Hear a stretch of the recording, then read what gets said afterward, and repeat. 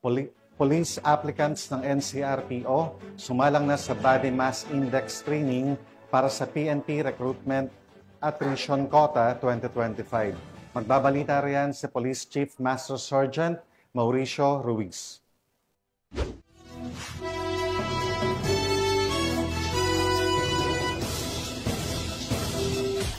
So nandito naman tayo sa PNP Recruitment 2025 at syempre kasama natin si Patrolman Evelyn Lumabi. Yeah, syempre kami mga police correspondent ng Police News Network. Syempre kami partner. Yung araw ng Body Mass Index o BMI. Dito masusukat kung karapat dapat ka bang magpunta o sa next process ito yung physical agility test. So sa palagay mo partner, ano yung dapat asahan ng PNP para sa ating mga future police officer?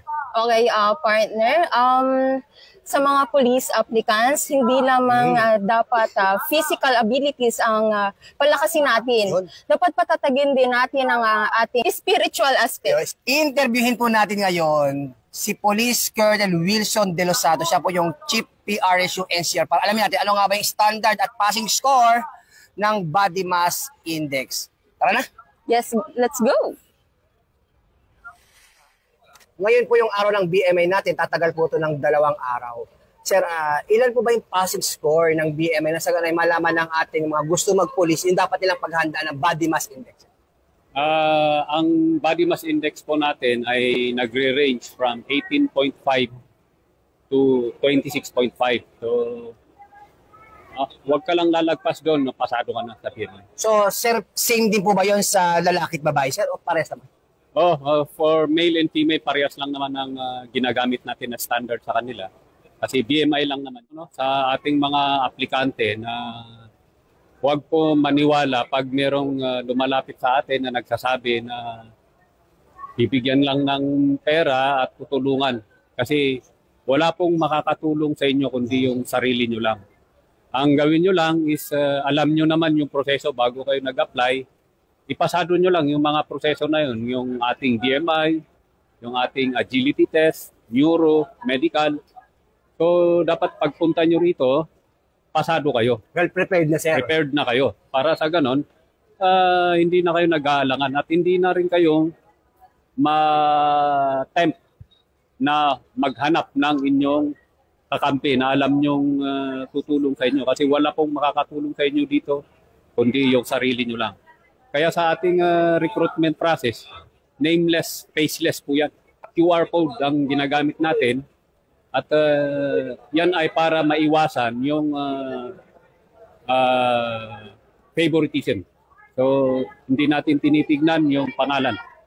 Naka-QR code lang po yan.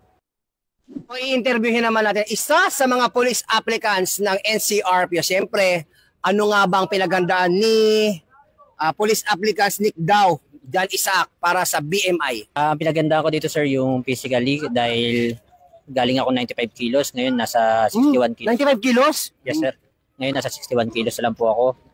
Bukod doon, pinaganda ko rin po ito mentally dahil alam natin meron po tayong neuro na examination. Natin si Joshua Fajardo Sevilla.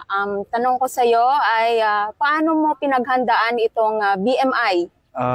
Ako po kasi, sa case ko po kasi medyo may kapayatan po ako kaya ang ginawa ko po is yun, nag-gain po ako ng timbang. Ayan po. Kasi kumain po ako tapos uminom ng tubig para yun, medyo bumigat. Ano inspirasyon mo para maging pulis? Simula bata po, pangarap ko na po talaga maging pulis. Para maging kauna-unahang pulis po sa pamilya po namin. Mula po dito sa NCRPO Camp Bagong Diwa, Bicutan, Taguig City at sa ngalan po ng aming Regional Director ng NCRPO, Police Major General Anthony Abrin. At syempre, yung aming Force Commander ng Regional Mobile Force Battalion na walang iba kundi si Police Colonel Celso M. Rodriguez. Kami po ang inyong Police News Network Correspondent. Ako po si Police Chief Master Sergeant Mauricio Bonilla Ruiz. At ako naman si Patrolwoman Evelyn Lumabi. Alagad ng batas, tagataguyod ng balitang pulis.